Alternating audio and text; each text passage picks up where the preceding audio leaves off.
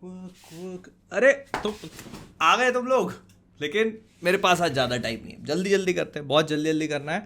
अगर तुम इस वीडियो को देख रहे हो तो इस बात के बहुत हाई चांसेस है कि मैं इंटरनेट से गायब हो चुका हूं, क्योंकि कल कुछ ऐसा होने वाला है जिसका अंदाजा तो सभी को है, लेकिन बोलना नहीं चाहता। वो था ना कि स्पाइडरमैन नो वे होम में एंड्री और टोबी आने वाले हैं, पता सबको है, लेकिन कोई भी कंफर्म नहीं है, तो इसीलिए रुको वो। और अगर अभी से फैंटास्टिक फोर या डॉक्टर डूम के आने की क्रेविंग हो रही है तो जो कल वीडियो अपलोड किया था एक बार जाकर उसको चेकआउट कर लो, काफी सेटिस्फैक्टरी होगा। लेकिन सेटिस्फैक्शन वाली चीज एक और है, and that is Harry Potter का शो। मतलब कंफर्ट जोन है हैरी पॉटर अपना। तो पिछले हफ्ते जहां पर हम लोगों ने हैरी पॉटर का, मतलब जो एक्टर है उसका एज हैरी पॉटर हॉगवर्ट्स के कपड़ों में पहला लुक देख लिया था, तो अब ये सुनने को मिल रहा है कि इन लोगों ने इस सीजन 1 के लिए अनिष्ट देव की कास्टिंग भी कर ली है, वो जिनका नाम कभी लिया नहीं जा सकता, अगर लिया मतलब you know the whole drill. लेकिन अगर तुम ये सोच रहे हो कि सीजन 1 में ही वोल्डेमॉर्ट की जरूरत क्या पड़ गई, तो एक बहुत ही इंपॉर्टेंट सीक्वेंस है सीजन 1 में जो मूवी में बहुत अच्छी तरह से नहीं दिखाई गई थी, बट यहां पर if they actually choose to show him, मजा ही आ जाएगा। जिन्होंने नॉवेल पढ़ा है फॉरबिडन फॉरेस्ट, हैरी रात में जाता है, यू नो व्हाट हैपेंस। लेकिन हैरी पॉटर शो के बारे में इतना ही नहीं, ये भी पता चल चुका है कि इसके सीजन 1 और सीजन 2 में टोटल 6 एपिसोड्स होने वाले हैं। और मैं पहले सोच रहा था कि यार अगर नॉवेल को पूरा ही दिखाना है तो 6 एपिसोड से थोड़ा लंबा बना सकते थे, मतलब अगर एक सीजन में एक बुक कवर करनी है तो थोड़ा लंबा बना सकते थे। लेकिन हाँ, इस चीज का इन लोगों ने जवाब दिया कि आगे वाले सीजन हो सकता है कि लंबे हों, because they have to be. अगर आपको बुक 4 का पूरा ट्राइवेजर टूर्नामेंट दिखाना है और बुक 5 में हैरी किन चीजों से एक्चुअली गो थ्रू करता है वो सब एक्यूरेटली दिखाना है, तो एपिसोड्स पढ़ाने पड़ेंगे। और पता है, सच बताओ, मैं सोच रहा था कि अगर एक सीजन एक किताब के ऊपर बनाना है तो एटलीस्ट थोड़ा तो लंबा रखना पड़ेगा, मतलब 8 एपिसोड्स एटलीस्ट। लेकिन फिर याद आया कि वहां किताबें तो इन्होंने पढ़ी ही नहीं है। अब इन्होंने चाहे हैरी पॉटर की किताबें पढ़ी हो या नहीं, लेकिन क्या तुम जानते हो कि शो की पूरी फिल्मिंग के लिए इन लोगों ने एक अलग स्कूल क्रिएट किया है। मतलब हॉगवर्ट्स नहीं, हॉगवर्ट्स के अलावा जब फिल्मिंग नहीं होगी तो ये जितने भी बच्चे स्कूल में पढ़ रहे हैं हॉगवर्ट्स में, उनकी एक्चुअल एजुकेशन इस स्कूल में होगी। ये स्कूल वीकडेज पे सुबह 5:30 बजे शुरू होकर रात के 8:30 बजे तक चलेगा। तो जिस भी एक्टर की जब फिल्मिंग कंप्लीट होगी वो अपने हिसाब से आके यहाँ पे मंगलू दुनिया की पढ़ाई कर सकता है। असली हॉगवर्ट्स तो ये लग रहा है। फिर फैंटास्टिक फोर फर्स्ट स्टेप्स आने वाली है, एवरीवन नोस। तो पेड्रो पास्कल और उनकी पूरी परिवार जो है वो जाकर के जगह जगह इंटरव्यू दे रहे हैं। तो किसी ने उनसे ऐसे ही पूछ लिया कि साहब ये बता दो बस, अच्छा आपको है ना बोलने की भी जरूरत नहीं है, अगर डूम्सडे में क्रिस इवांस अपीयर हो रहे हैं तो 2 बार पलक झपका देना। तो उसके जवाब में भाई साहब को समझ में नहीं आया क्या बोलूं, तो कह रहे मेरे को समझ में नहीं आ रहा, तुम इंग्लिश बोल रहे हो, जर्मन बोल रहे हो, मैं इस बात का जवाब कैसे दूं, क्या कर। भाई तुमको पलक झपकाने के लिए बोला था, तुम कोमा में ही चले गए। फिर वार्नर ब्रदर्स और डीसी की तरफ से ये खबर आती है कि वो लोग बैटमैन 2 जो मैट रीव्स ने अभी स्क्रिप्ट दी है उससे काफी ज्यादा खुश हैं। इतनी जल्दी ये सब करने की जरूरत नहीं है, पहले शूटिंग शुरू होने दो, शूटिंग कंप्लीट होने दो, उसके बाद इसका प्रमोशन करो, कई सारे ट्रेलर, टीजर, टीवी स्पॉट दिखाना, फिर एक्टर लोग को प्रीमियर में बुला करके वहां तारीफ करवाना। अभी से नहीं होता ये गेम। लेकिन वहीं जेम्स गन का ये कहना पड़ता है कि I love the script, it is headed in the right direction. कुछ चीजें हैं जो उनको थोड़ी चेंज करवानी है, लेकिन फिर भी उनको लगता है कि कौन सी चीजें चेंज करवानी है, कौन क्या तकलीफ क्या है, पहला तो अच्छा था, अब दूसरे में क्या बदलवाना है। प्लस ये भी सुनने को मिल रहा है कि जेम्स गन और डीसी स्टूडियोज जो है वो वंडर वुमन की मूवी को एकदम फास्ट ट्रैक पे डाल रहे हैं और 2 साल में वो पिक्चर देखना चाहते हैं थिएटर्स में लगी हुई। 1 हफ्ते पहले बैटमैन के लिए भी यही बोला था। फिर मार्वल कॉमिक्स ने अपना एक नया comic book crossover event announce किया है जिसका नाम होगा अल्टीमेट एंड गेम। और इसके पोस्टर्स और सारी चीजें देखकर ऐसा लग रहा है कि ये जो हमने एवेंजर्स एंड गेम मूवी देखी थी ना, उसके जैसा कुछ है, बस मार्वल के जो कैरेक्टर्स हैं अल्टीमेट यूनिवर्स वाले उनको इंक्लूड करके। फिर पिछले हफ्ते क्रिस्टोफर नोलन की ओडिसी मूवी जो है उसको रिलीज के लिए अभी 1 साल है, लेकिन इन लोगों ने आईमैक्स के टिकट्स रिलीज किए। इंडिया में नहीं, यहाँ नहीं होता, यहाँ तो पिक्चर देखने मिल जाए बहुत बड़ी बात है। तो वहां पर इन लोगों ने आईमैक्स के टिकट्स लाइव कर दिए, मतलब प्री बुकिंग लाइव कर दी, और उसी में ऑलमोस्ट 2 मिलियन मां मछली का डॉलर कमा लिए। भाई भगवान एक नोलन हर स्टूडियो को दे। फिर नेटफ्लिक्स के को सीईओ टेड सैरेंडॉस का कहना पड़ता है कि एआई ना सिर्फ उनकी मूवी मेकिंग को इजी कर देगा बल्कि उसको और सस्ता भी बना देगा। वो लोग ऑलरेडी प्री प्रोडक्शन में एआई को इंप्लीमेंट कर चुके हैं, जैसे प्री विजुअलाइजेशन हो गया और भी बहुत सारी चीजें, कंसेप्ट बनाना, कैमरा का डायरेक्शन, ये सारी चीजें एआई से करवाने लग गए। मैं इस बारे में कुछ नहीं बोलूँ, पता चल रहा है 2030 में एआई दुनिया टेक ओवर करके मेरे शब्द मेरे खिलाफ। नहीं, तूने बोला था 2000, तुम भी मत करना।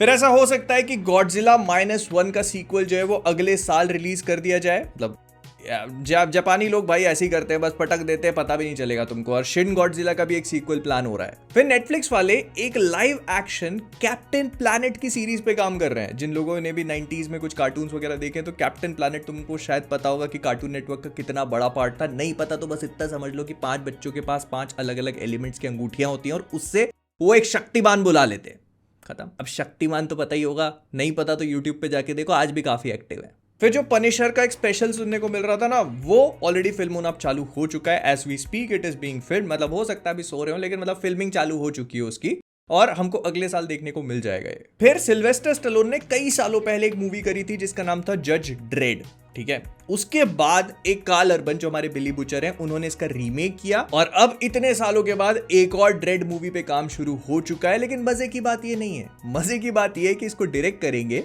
Taika Waititi. I am actually already dreading this, लेकिन मैं जानना चाहता हूं भाई, इस बंदे के पास ऐसा कुछ तो है। मतलब थॉर के साथ जन्मों जन्मों का पाप करने के बाद भी अगर इस आदमी को काम मिल जाए, कुछ तो मैं मान ही नहीं सकता। अगर तुम मुझसे कहते हो कि कैमरा बहुत अच्छा पकड़ लेता है, मैं नहीं मान सकता, मैं नहीं मान सकता। फिर नेटफ्लिक्स वाले स्प्लिंटर सेल, जो एक काफी पॉपुलर यूबीसॉफ्ट गेम फ्रेंचाइजी है, उसके ऊपर एक एनिमेटेड प्रोजेक्ट बना रहे हैं। गेम बना दो यूबीसॉफ्ट वालों, गेम सो रहे हैं। असासिन्स क्रीड का 275वां पार्ट निकालना होगा, अब भी बोल दो, अब भी करके दे देता हूं, लेकिन नहीं, स्प्लिंटर सेल नहीं। फिर जेम्स गन ने पिछले हफ्ते एक बहुत ही सिग्निफिकेंट इंटरव्यू दिया, जिसमें उन्होंने डीसीयू के फ्यूचर को लेकर बहुत सारी बातें भी करी। सबसे पहले तो उन्होंने ये बताया कि फ्लैश और एक्वामैन जो है वो उनके अगले 2 साल डीसीयू में नहीं दिखने वाले, उनका कोई प्लान नहीं है, वो दूसरे कैरेक्टर्स पे ज्यादा फोकस करना चाहते हैं, जिसमें से शायद एक प्रोजेक्ट जो है वो सुपरमैन का होगा। मतलब सुपरमैन जो हमने अभी देखा है वो हमको एक और मूवी में देखने को मिलेगा, लेकिन वो सुपरमैन का सीक्वल नहीं है, वहां पर एक और कोई कैरेक्टर भी होगा बैटमैन, लेकिन उसके बारे में ऐसा कुछ नहीं बोला। बोले बैटमैन वर्सेस सुपरमैन नहीं होने वाली है पिक्चर, और ना ही वर्ल्ड्स फाइनेस्ट जो बैटमैन सुपरमैन की एक बहुत ही फेमस कॉमिक बुक है उसके ऊपर भी बेस्ड नहीं होने वाली। तो फिर मतलब क्या कैटवुमन के साथ बना रहे क्या? फिर उन्होंने ये भी कहा कि क्लेफेस की स्क्रिप्ट से वो काफी ज्यादा खुश है, उसको माइक फ्लेनेगन ने लिखा है और इस वजह से उनको काफी पसंद आई है। प्लस ये एक स्ट्रेट आउट हॉरर मूवी होने वाली है जिसके एस्थेटिक्स सुपरमैन मूवी से बिल्कुल अलग होंगे। उन्होंने फिर से इस बात को एम्फेसाइज किया कि डीसीयू में जितनी भी मूवीज देखने को मिलेंगी वो डायरेक्टर के विजन से बनाई जाएंगी, मतलब उसका एस्थेटिक डायरेक्टर डिसाइड करेगा, वो खुद नहीं। और बात चली रही है तो बता देता हूं, मैट शैकमैन ने इस बात को कंफर्म कर दिया है कि फैंटास्टिक फोर फर्स्ट स्टेप्स का जो पोस्ट क्रेडिट सीन है उसको रूसो ब्रदर्स ने डायरेक्ट किया है, ठीक वैसे ही जैसे थंडरबोल्ट्स का भी उन्होंने किया था। We all know what is coming. लेकिन बात ये नहीं है, पिक्चर आने तो दो भाई, पहले ही सब बता देना है क्या? मेरे को पता है लेजिट ब्लैक एडम सुपरमैन वाली वाइब्स आ रही है कि मूवी को मार्केट करने के लिए जो हथकंडे अपना सकते हो सारे के सारे अपना लो, बस ट्रेलर में पोस्ट क्रेडिट सीन नहीं दिखाया सोनी वालों की तरह, तो इतनी नीचता पे नहीं उतरे अभी। और इसी के साथ साप्ताहिक ब्लेड सेगमेंट पे आ ही जाते हैं। मतलब है भाई, बात आदमी जहां जाता है उससे पूछ ही लिया जाता है। तो उसने कहा कि देखो अब एरिक पियर्सन जो है वो फिलहाल ब्लेड की स्क्रिप्ट पे काम कर रहे हैं। इससे पहले ये fantastic four first steps, Thunderbolts, transformers 1, Godzilla versus Kong और ऐसी पिक्चरों की स्क्रिप्ट लिख चुके हैं, और वो मतलब it is in fine hands I guess. लेकिन इसके अलावा उन्होंने ये भी कंफर्म कर दिया कि अभी तक वो 4 बार इसे बदल चुके हैं, तो क्या गारंटी कि 5वीं बार नहीं होगा? क्यों माहरशाला अली चुप्पी ना साधे इस पे? वो गलत, वो आदमी भी दूध का धुला। Racist joke. आगे बढ़ते हैं।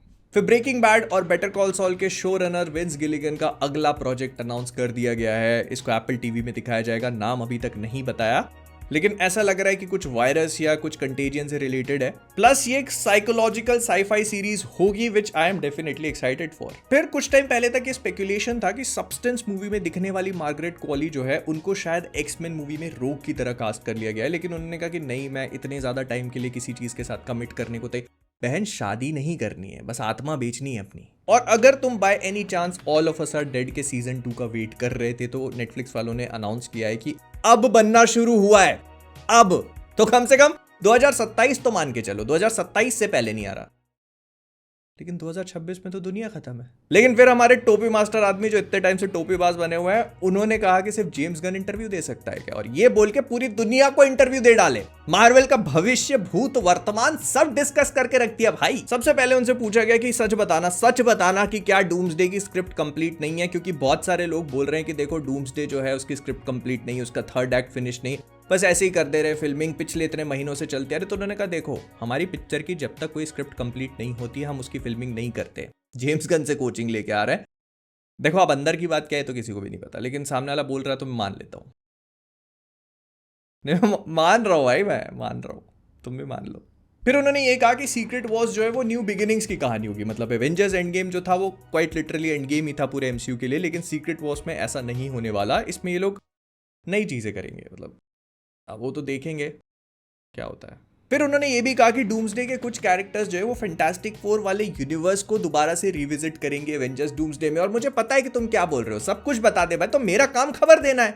सामने वाला अगर इंटरव्यू में कोई चीज आके पोंक जा रहा है तो मैं नहीं बोलूं क्या उसको? मैं सच बता रहा हूं, जिस हिसाब से ये आदमी दूसरों को धमकाता फिरता ना, इसको खुद भी अपने ऊपर बंदूक लगाने की जरूरत है। कहना पड़ रहा है कि डूम्सडे में जो एवेंजर्स हैं वो इनके किचन में जाएंगे, इन लोगों से बात करेंगे, तो ये काफी फन इंटरेक्शन होता है कि जब एवेंजर्स जो है वो फैंटास्टिक फोर की रसोई में जाकर उनसे, भाई यार एक दूसरे की रसोइयों में घुसा दो लोगों को। फिर उन्होंने ये कहा कि देखो मैं 10-15 साल तक तो कहीं नहीं जा रहा। लोगों का स्पेकुलेशन था कि शायद सीक्रेट वॉर्स के बाद केविन फाइगी जो है वो एमसीयू को छोड़ करके किसी और प्रोजेक्ट पे मूव ऑन कर जाएंगे, मतलब शायद स्टार वॉर्स की कमान संभालेंगे।